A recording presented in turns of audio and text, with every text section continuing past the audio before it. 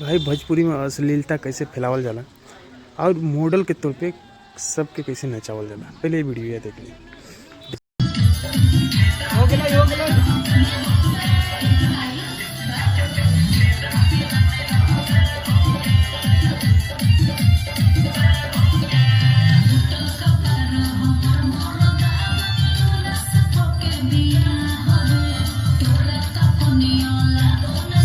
तो उन सब वीडियो इस सलाह के जीव कुत्ता के जैसन निकाला था है?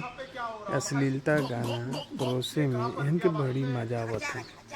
एगो पावर स्टार बना कहिया भोजपुरी के लेकर बढ़ावत हुआ और इस ससुरन के बताव जीव से चाटत है। लड़की के देखला शर्म करो कि ऐसा हम क्यों करें, वीडियो काहे करें। गाना अच्छा है तो अच्छा है, सब शेड्यूल करो ना। तुम अपना इज्जत उछल रही हो, एक कुत्ता है तो कुत्ता चाट रहा है, तो कैसा लगा वीडियो शेयर कीजिए।